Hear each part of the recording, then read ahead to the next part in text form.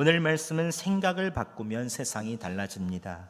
생각을 바꾸면 세상이 달라집니다라는 말씀으로 말씀 전하겠습니다.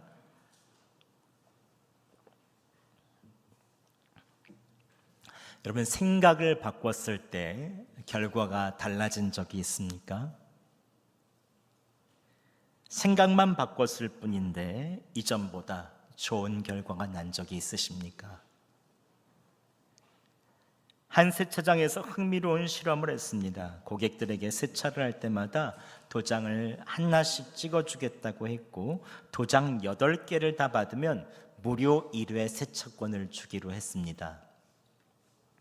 그런데 첫 번째 그룹은 도장 카드 8칸 빈칸이 있었고, 두 번째 그룹은 B그룹은 10개가 있었는데 10칸에는 이미 도장이 2개가 찍혀 있었습니다. 두 그룹 똑같이 8칸에만 도장을 받으면 무료 세차를 할 수 있는 것이었죠. 그런데 시간이 지나고 나서 A그룹과 B그룹 중에 어느 그룹이 무료 세차권을 더 많이 받았는지 조사했습니다. 근데 놀랍게도 결과는 확 차이가 났습니다. 도장이 아무것도 찍혀지지 않은 8칸만 받은 그룹은 19%만 무료 세차권을 받은 반면, 도장이 2개 찍혀 있고 10칸을 받은 그룹은 34%나 무료 세차권을 받았습니다. 무려 2배나 가깝게 무료 세차권을 받은 것이죠. 또 무료 세차권을 받은 기간도 빨랐습니다. 둘의 결과가 달랐던 이유는 무엇일까요? 첫 번째 그룹은 마음의 생각 중에 이제 처음부터 시작해야 되는구나 라고 생각했는데, 두 번째 그룹은 도장 2개를 미리 찍어주므로 20%는 달성하고 시작하는구나, 생각의 시작이 달랐던 것입니다. 같은 상황이라도 아무것도 난 가진 게 없잖아 라고 하는 것보다, 나는 이미 가진 게 있고 해놓은 게 있어 라고 생각하는 것이 끝까지 일을 하는데 큰 도움이 된다는 것입니다. 즉, 생각을 똑같은 상황에서 조금만 바꿨는데도 결과가 2배가 차이가 나는 것이죠. 여러분은 생각을 바꿨을 때 좋은 결과가 나온 적이 있으십니까? 오늘 성경에는 하나님께서 생각을 바꿔주는 한 남자의 이야기가 나옵니다. 함께 오늘 본문으로 들어가서 그 남자의 이야기를 살펴보도록 하겠습니다. 지난주 예수님의 제자 베드로는 중풍병으로 마비된 애니야를 고치고 죽은 다비다를 살리고, 그는 항구 도시 요빠 무두장이 시몬의 집에 머물렀습니다. 베드로의 여정이 나오죠. 밑에서 두 번째 원이 요빠 해변 도시죠. 근데 요빠에서 북쪽으로 40km 떨어진 위쪽 지역에 가이사랴라는 지역이 있었습니다. 거기에 로마 군대의 백부장이었던 고넬료가 살고 있었죠. 고넬료는 백부장, 즉 수하에 100명의 부하를 거느린 로마 장교였습니다. 로마인이었죠. 그러나 그는 하나님을 경외하는 경건한 사람이었습니다. 이 당시 이방인 중에, 로마인 중에 이방 종교에 있어서의 있는 음란함과 세속적인 정치의 환멸을 느끼고 유대에 와서 여호와 하나님을 경외하는 사람들이 적지 않게 있었다고 합니다. 그 중에 한 사람이 여호와를 경외하는 로마 군인 고넬료였습니다. 고넬료는 함께 하나님을 경외하며 가족들과 함께 백성을 구제하고 항상 기도하는 사람이었다라고 오늘 2절에 설명이 나옵니다. 그런데 하나님께서 그가 기도할 때 환상을 보여주시죠. 하나님의 사자 천사를 보내주셔서 고넬료야 하시면서, 베드로가 무두장의 시몬의 집에 있으니 요빠에 사람을 보내서 데리고 와라, 이유는 알 수 없지만 데리고 오라는 그 하나님의 말씀 속에서 그는 자신의 부하 중에 경건한 사람 1명과 하인 2명을 함께 요빠로 보냅니다. 그래서 베드로를 찾게 하죠. 고넬료가 있는 가이사랴에서 40km 떨어진 해변 마을 요빠에서 베드로도 기도하려고 육시에 지붕에 올라갔다고 말합니다. 당시 유대인의 시간은 오전 6시부터 낮 시간이 시작하거든요. 그래서 7시를 제1시 1시간씩 뒤로 갑니다. 8시를 제2시, 그러니까 6시니까 오전 12시가 되는 거죠. 12시에 이제 점심 먹을 때가 됐죠. 점심 준비를 하는데 준비하는 시간 동안에 기도를 해야 되겠다 하고 지붕에 올라가서 기도를 하는데 그때 하나님께서 환상을 보여주셨습니다. 갑자기 먹을 시간이 되니까 하늘이 열리고 보자기가 그릇처럼 되어 있었는데 유대인이 먹지 못할 부정한 짐승들이 가득했습니다. 돼지, 꿩, 토끼, 아마 모르긴 몰라 새우, 전복 이런 거는 없었겠지만 아무튼 이 맛있는 음식들이 그 안에 있었죠. 아마 사자는 없지 않았을까 싶기도 합니다. 근데 아무튼 유대인은 부정하다고 먹지 못한 짐승들이 한가득 내려왔죠. 음성이 들리는데 베드로야 일어나 잡아먹으라 라는 소리가 들립니다. 예수님의 음성인 줄 알고 베드로는 주여 그럴 수 없나이다. 율법대로 지금까지 부정한 짐승을 잡아먹어 본 적이 없습니다 라고 얘기합니다. 그때 예수님의 음성이 또 들립니다. 하나님께서 깨끗하게 하신 것을 내가 속되다고 하지 말라. 이게 한 번 정도면 내가 배가 고파서 그러려니 하겠는데 3번이나 반복해서 하늘에서 보자기가 내려오고 잡아먹으라. 하나님께서 깨끗하게 하신 것을 내가 속되다 하지 말라. 3번이나 반복되니 베드로가 환상에서 깨고 나서도 이상하다 이게 뭔가 궁금해하고 있는 그때 고넬료가 보낸 사람이 요빠에 도착했고 갑자기 가이사랴로 함께 가자고 초청합니다. 베드로는 왜 이방인 백부장에게 가야 하는지는 몰랐지만 성령님께서 그때 마음을 주시니 베드로도 고넬료를 만나기 위해서 이 가이사랴로 떠납니다. 다음 날 고넬료의 집으로 도착했을 때 고넬료도 환상을 보았다는 말을 오늘 본문에 있어서 듣고 나서 베드로는 고넬료와 가족들에게 예수 그리스도를 전하기 시작합니다. 내가 경외하는 그 여호와 하나님께서 예수님께 성령을 부으셔서 공생애가 시작되었다. 십자가에 달려 죽으셨지만 하나님께서 다시 살리셨다. 하나님께서 예수님을 살아있는 자와 죽은 자의 심판자로 오게 하시고 믿는 자들은 그의 이름을 힘입어 죄사함을 받게 된다 라고 하는 복음의 핵심을 전합니다. 예수 그리스도의 십자가와 그리고 부활 그리고 성령의 역사와 나중에 심판자로 오실 것이며 그리고 믿는 자들은 그의 이름을 힘입어서 죄사함을 받고 거룩하게 됨을 명확하게 전하죠. 그런데 그 순간 이 말씀을 듣는 이 고넬료와 사람들에게 성령 하나님께서 충만하게 임하기 시작했습니다. 그때 베드로와 함께 온 유대인 그리스도인들은 할례받은 신자들이 깜짝 놀랐습니다. 왜냐하면 이방인은 부정하기 때문에 거룩한 성령님께서 임하실 리가 없거든요.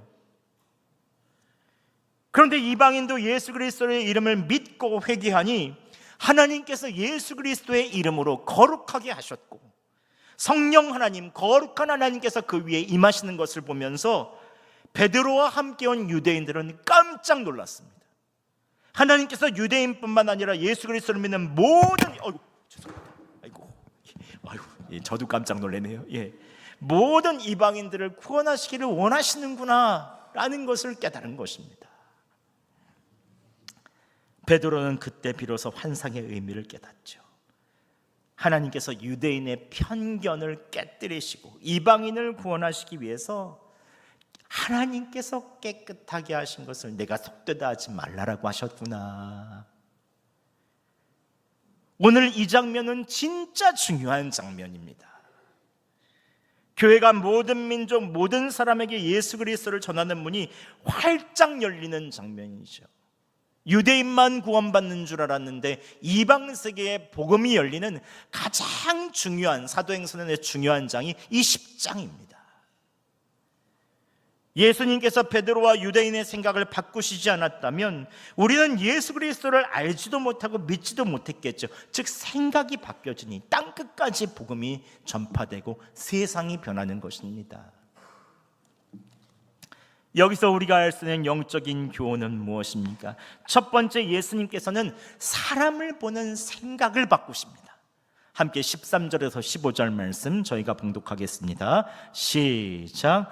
또 소리가 있으되 베드로야 일어나 잡아먹어라 하거늘 베드로가 이르되 주여 그럴 수 없나이다. 속되고 깨끗하지 아니한 것을 내가 결코 먹지 아니하였나이다 한데 또 두 번째 소리가 있으되 하나님께서 깨끗하게 하신 것을 내가 속되다 하지 말라 하더라. 아멘.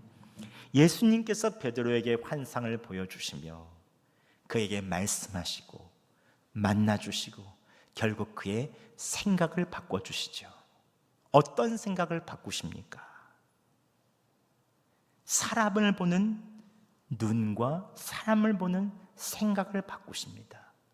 이방인은 부정하다고 상종을 하지 않았죠. 율법으로도 위법이었습니다. 근데 예수님께서 사람을 보는 눈을 바꾸시고 생각을 바꾸시니 유대인이나 이방인이나 인종과 문화, 사회적 배경과 상관없이 하나님은 모든 사람을 사랑하시고 귀히 여기신다는 것을 깨닫게 됩니다. 즉 사람을 보는 눈이 바뀌는 것이죠. 하나님께서 어떤 눈으로 보고 계시는가? 사람의 눈이 바뀌게 되는 것입니다. 즉 예수님과의 만남은 사람을 보는 눈을 바꿔주죠. 어떻게 바꿔줍니까? 그 사람을 사랑할 대상으로 여기게 해주십니다. 1903년 우리나라에서 13년 동안 선교하던 초기 하디 선교사님의 고민은 굉장히 깊어만 같습니다.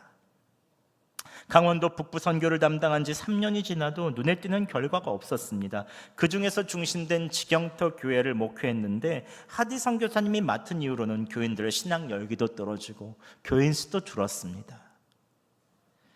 아무리 생각해도 교회가 성장하지 못하는 원인은 지경터 교회 교인들 때문인 것 같았습니다. 지경터 교회 교인들은 전도도 잘 안 하고 열심도 없고 예수님에 대한 관심도 잘 없어 보였습니다.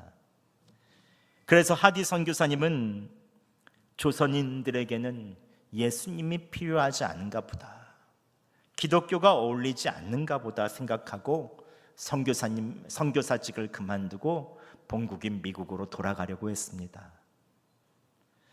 그런데 1903년 8월 일주일간 원산에서 여선교사 기도회를 이 하디 선교사님이 인도하는데 성경 공부를 하는 그 순간 성령 하나님께서 이 선교사님을 깊이 만나 주셨습니다. 말씀이 깨달아지는 순간 이 모든 문제가 이 지경터 교회 성도들의 문제가 아니라 한국 사람들을 미개하게 보는 자신의 교만한 마음과 비판적인 눈 때문이라는 것을 이 하디 선교사님이 깨닫게 되었습니다. 그래서 여선교사 기도회를 마치고 처음 맞이한 주일 예배 설교 때 하디 선교사님은 교인들 앞에서 자신의 교만과 사랑 없음, 자신이 교회에 있어서의 부흥의 걸림돌이었다는 것을 모든 성도들 앞에 솔직하게 회개하며 자백했습니다. 그때 교인들은 양코베기 선교사가 눈물을 흘리며 회개하며 설교하는 것을 처음 봤습니다. 그런데 그 자신의 잘못과 오만을 회개하며 눈물이 그렁그렁하며 용서를 비는 그 모습을 보니 교인들의 마음도 녹아지기 시작했습니다. 선교사님의 말씀을 들은 지경터 교회 성도들은 예수님을 깊이 만났고 선교사님을 보는 눈도 달라졌습니다. 회개한 이후 선교사님과 교회 성도들은 서로를 사랑할 대상으로 보았고 서로 사랑하는 눈으로 다 바뀌었습니다. 예배한 이후 이들은 너나 할 것 없이 뜨겁게 서로 사랑하며 예수 그리스도를 마을에 전하기 시작했습니다. 그때부터 부흥의 불길이 붙기 시작했죠. 요한복음 15장 17절에 예수님께서 무엇이라고 말씀하십니까? 내가 이것을 너희에게 명함은 너희로 서로 사랑하게 하려 함이라 라고 말씀하십니다. 예수님께서 십자가를 앞두시고 제자들에게 마지막 하시는 말씀을 하시면서 하셨던 말씀이 너희로 서로 사랑하게 하려 함이라. 이 많은 말씀을 하고 복음서에서 말씀을 공생애 동안의 말씀을 전했던 이 모든 말씀의 핵심은 바로 서로 사랑하게 하려 합니다 라고 말씀해 주셨습니다. 즉 예수님께서 제자들을 만나 3년 동안 말씀하시고 가르치신 이유는 이들의 눈이 사람을 사랑할 대상으로 바꿔보기를 원하셨던 것입니다. 어떤 사람은 아무리 노력해도 예수님처럼 사랑할 수 없어요 라고 말하시는 분들도 있을 것입니다. 당연한 말입니다. 우리는 결코 예수님처럼 사랑할 수 없죠. 하지만 우리가 할 수 있는 일이 한 가지 있습니다. 그것은 사랑이신 예수님 안에 거하는 것입니다. 그러면 예수님께서 우리가 서로를 사랑할 대상으로 보게 하여 주시고 조금씩 사랑할 수 있는 마음과 생각을 허락하여 주시는 것입니다. 그때 우리가 사랑할 수 있게 되는 것이죠. 여러분, 우리에게 닥치는 가장 큰 시험은 가난이나 질병이나 실패가 아닙니다. 서로를 사랑할 대상으로 보지 못하는 것에 있습니다. 그 사람의 실수, 나에게 대하는 태도, 여러 가지 일로 인하여 정죄하는 눈과 미워하는 눈으로 볼 때 그만큼 더 큰 시험이 어디 있겠습니까? 우리는 그때마다 말씀이신 사랑이신 예수 그리스도를 바라보고 그 안에 거해야 합니다. 여러분, 아무리 봐도 사랑할 만한 구석이 없는 사람이 있습니까? 말씀이신 예수님 안에 거하시기 바랍니다.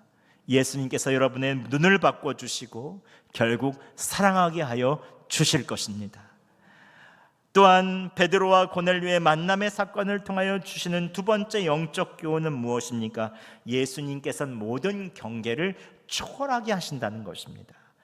함께 34절과 35절 말씀 봉독하겠습니다. 시작.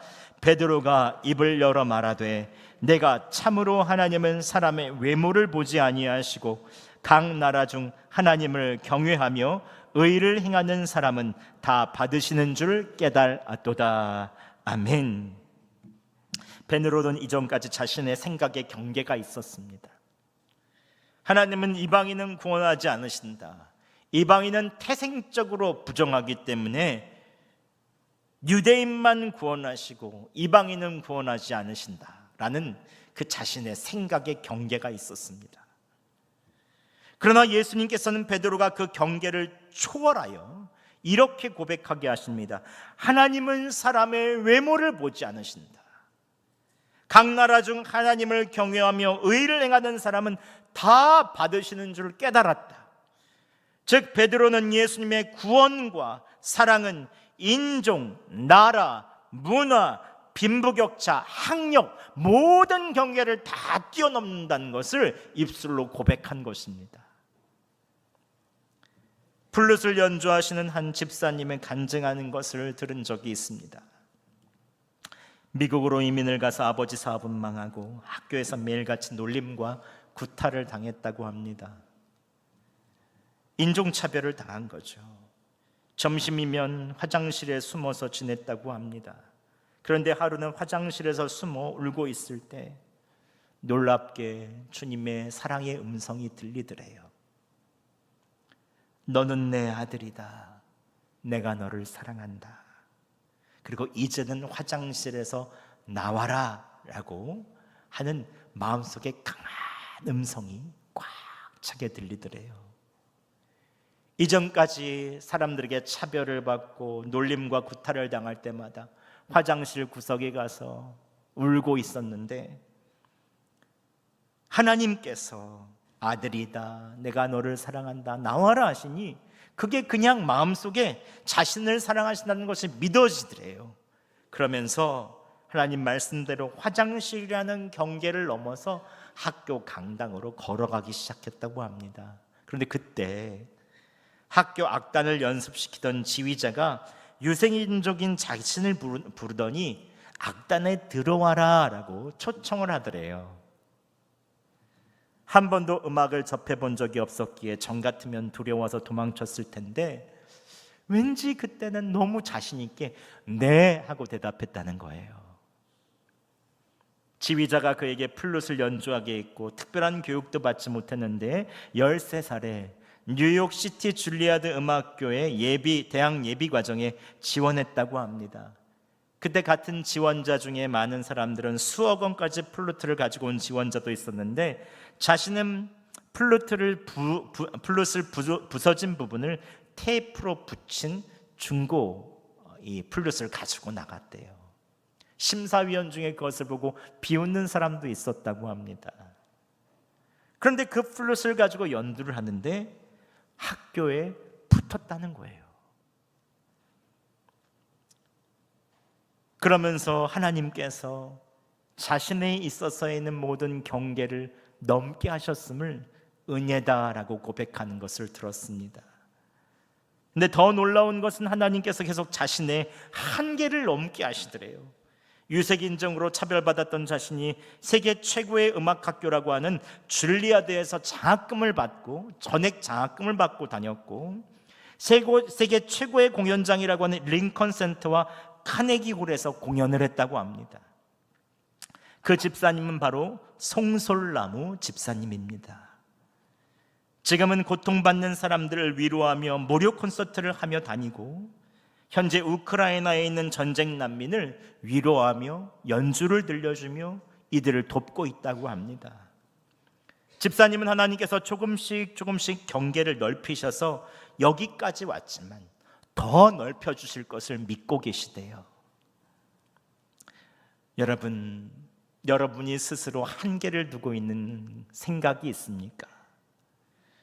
예수님께서는 요한복음 15장 7절에 이렇게 말씀하십니다. 함께 우리가 봉독해 보겠습니다. 시작. 너희가 내 안에 거하고 내 말이 너희 안에 거하면 무엇이든지 원하는 대로 구하라. 그리하면 이루리라. 아멘. 예수님의 사랑을 받은 자는 예수님께서 경계를 초월하여 주시죠. 여러분의 경계를 좀 넓혀보시기 바랍니다. 사랑의 경계를 넓혀보세요. 조금 더 사랑해 보시기 바랍니다. 오늘 한 사람 더 사랑해 보세요. 처음 보는 사람에게 다가가 보세요. 우울해하는 회사 동료에게 관심을 가져보세요. 씩씩대고 있는 사람에게 가서 이야기를 들어보세요. 믿음의 경계도 넓혀보시기 바랍니다. 이전엔 두려워하고 불가능하다고 생각했던 일이 있다면 이제 나를 위해 나의 자신의 전부를 주신 예수님을 바라보면서 예수님이 함께 하시면 할 수 있겠구나 하면서 용기를 한번 내보시기 바랍니다. 예수님 안에서 기쁨의 경계도 좀 넓혀보시기 바랍니다. 이전에는 좋은 일이 있어야만 기뻐했지만 이제 예수 그리스도 안에 있으니 어려운 일이 있더라도 주님께서 이 일을 통하여 반드시 역사하여 주실 거야 감사하며 어려움 속에서도 기뻐해 보시기 바랍니다. 기도의 경계도 좀 넓혀보세요. 나를 위해서 기도했다면 나의 자녀, 나의 부모님을 위해서 기도해 보세요. 나의 자녀를 위해서 기도했다면 자녀의 학교와 또 선생님을 위해서도 기도해 보세요. 또 자녀가 사는 나라와 미래의 이 사회를 위해서 또 더 나아가 통일을 위해서 자녀 세대가 사는 그 세대를 위해서 기도해 보세요. 예수님께서 너희가 내 안에 거하고 내 말이 너희 안에 거하면 무엇이든지 원하는 대로 구하라. 그리하면 이루시겠다고 약속하여 주셨습니다. 주님의 사랑 안에 거하시기 바랍니다. 그 말씀 안에 거하시기 바랍니다. 주님께서는 내가 가진 경계를 초월하게 하시고 가장 좋은 길로 인도하여 주실 것입니다. 마지막으로 베드로와 고넬료와의 만남을 통해서 알 수 있는 세 번째 영적 교훈은 무엇입니까? 예수님께서는 믿는 자가 결단하고 행동하게 하신다는 것입니다. 함께 47절과 48절 상반절 말씀 함께 봉독해 보겠습니다. 시작. 이에 베드로가 이르되 이 사람들이 우리와 같이 성령을 받았으니 누가 능히 물로 세례 베품을 금하리요 하고 명하여 예수 그리스도의 이름으로 세례를 베풀라 하니라. 아멘. 오늘 베드로는 고넬료와 가족이 예수 그리스도를 믿고 성령을 받는 것을 보고 세례를 베풀죠. 세례를 베푼다는 것은 유대인과 이방인이 한 몸이 되는 것이고 함께 한 자리에서 식탁에 교제를 한다는 것입니다. 그런데 이것이 그냥 보면 쉬워 보이지만 유대인들의 엄청난 비난에 휩싸일 수 있던 것이 바로 세례를 주는 일이었습니다. 왜냐하면 세례를 받는다는 것은 유대인과 이방인이 하나가 되며 함께 식사하며 교제해야 되는 것인데 유대인은 율법으로 이방인과의 교제와 식사를 금합니다. 부정하다는 거죠. 바로 뒤 11장에 유대인들이 베드로가 세례를 주었다는 이 소식을 듣고 엄청나게 비난을 하며 난리를 칩니다.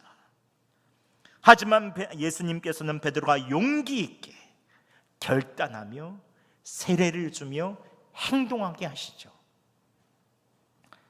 이는 교회의 역사의 땅끝까지 선교하는 이방인 선교의 큰 전환점이 됩니다. 베드로의 이 세례줌이 없었다면 유대인과 이방인이 교회 안에서 함께 생활하지 못했을 것입니다. 예수님께서는 우리의 생각을 바꾸실 뿐만 아니라 우리가 결단하게 하시고 결국 행동까지 이르게 하시죠. 이것은 결국 세상을 변화시키는 힘이 됩니다. 우리의 신앙의 선배들의 이야기를 더 들려드렸으면 좋겠습니다. 이 하디 선교사님에 있어서는 영적인 부흥이 1927년 평양의 부흥운동으로 이어진 다음에 이분들의 마음만 바뀐 것이 아닙니다. 이들의 결단과 행동이 바뀌었습니다. 회개한 교인들은 자기가 지은 죄를 보상하고 배상하기 시작했습니다. 훔쳤거나 횡령했던 물건이 돈이 있었다면 다시 다 돌려줬습니다. 교인끼리만 그런 것이 아니라 믿지 않는 사람들에게도 다 갚았다고 말합니다.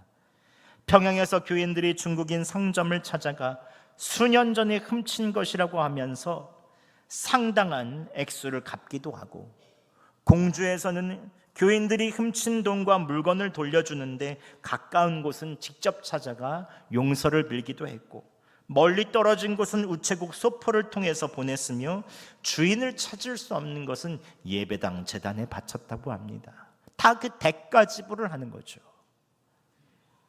경기도 벽제 출신 윤승근 씨는 교회를 돕고 있었는데 1903년 원산에서 열린 사경회를 참석했다가 큰 은혜를 받고 자신의 죄를 회개하고 이제 내가 지은 죄의 대가 지불을 해야 되겠다, 배상하기로 했습니다. 먼저 선교사님을 찾아가 선교사님 몰래 쓴 7달러를 갚으면, 그 당시 7달러는 우리나라에 굉장히 큰 돈이었다고 합니다. 다 재산을 끌어모아서 그 7달러를 갚으며 용서를 구했습니다. 그런데 그 순간은 너무 교인들 앞에서 부끄러웠지만 용서를 구하고 나니 마음에 막힌 것이 뻥 뚫어지며 그렇게 시원할 수가 없더래요. 그래서 그는 고향으로 돌아오면서 하나님, 과거에 지은 모든 죄를 기억나게 하사 손해를 끼친 자에게 사죄하게 하소서 기도하면서 고향으로 내려왔대요. 그런데 그 순간, 집에 도착하는 그 순간에 20년 전에 지은 죄가 떠오르더라는 거예요. 예수 믿기 전인 인천에서 있었던 돈을 만지는 주전소에서 근무할 때 정해진 봉급보다 좀 많은 돈을 받았는데 그 돈을 돌려주지 않은 것이 생각나서 20원을 마련해서 옛 직장에 갔더니 그 주전소가 폐쇄되고 부서가 바뀌어 있었더라는 거예요. 그럼 안 줘도 되잖아요. 근데 이 윤승근 씨는 정부에 찾아가서 사정을 말하고 그 바뀌어진 부서의 20원을 돌려주었다고 합니다. 그러니까 정부 관리는 너무 의아했다는 거예요. 이렇게 얘기했다는 거예요. 대저 나라 돈이라고 하면 누구나 거저먹으려고 하는데 예수교회는 어찌된 일인지 20년 전에 정부 잘못으로 나간 돈마저 갚으려고 하는가? 라고 했다는 거예요. 그래서 이 돈을 양심전이라고 하였고, 이 양심전 영수증을 하디 선교사님이 가져가서 미국에서 자랑했다고 합니다. 여러분, 회개한 마음은 결단과 행동으로 이어져야 세상을 변화시키는 힘이 됩니다. 신앙의 선배들이 결단하고 행동한 이 작은 행동들이 모여서 오늘날 한국교회가 된 것입니다. 한국교회는 그냥 이루어진 것이 아닙니다. 회개한 그것에 대한 대가 지불이 있었죠. 오늘날 우리들의 모습을 다시 비춰봐야 할 때인 것 같습니다. 여러분, 하나님께서 깨닫게 하시는 양심의 소리와 생각이 있다면 순종하여 결단하여 행동하시기 바랍니다. 저는 여성동교회가 하나님께서 주시는 생각 그대로 결단하고 행동하는 교회가 되기를 소망합니다. 그때 하나님께서 작게는 우리의 가정을, 우리의 일터를, 이 여수를, 대한민국을 변화시켜 주실 것입니다. 오늘 말씀을 맺겠습니다. 오늘 말씀 제목은 생각을 바꾸면 세상이 달라집니다입니다. 여러분, 예수님을 만나시기 바랍니다. 더 주님 안에 거하시기 바랍니다. 예수님께서 사람을 보는 눈을 바꿔 주실 것입니다. 사랑의 눈으로 사람을 바라보세요. 또한 예수님께서 유대인과 이방인의 경계를 허무시고 넓혀주셨듯이 여러분의 경계를 내려놓고 주님의 경계를 취하시기 바랍니다. 기쁨의 경계, 사랑의 경계, 믿음의 경계, 기도의 경계를 더욱더 넓혀가시기 바랍니다. 하나님께서 여러분에 있어서의 모든 삶에 역사하여 주실 것입니다. 마지막으로 하나님께서 깨닫게 해주신 생각이 있다면 생각에 머물지 말고 결단하고 행하시기 바랍니다. 하나님께서 대가 지불하는 여러분의 양심에 주신 그 행동으로 말미암아 세상을 변화시켜 주실 것입니다. 한 주간 하나님께서 우리의 생각을 변화시켜 주시고 또 세상을 변화시켜 주시는 은혜가 있으시기를 예수 그리스도의 이름으로 축원합니다.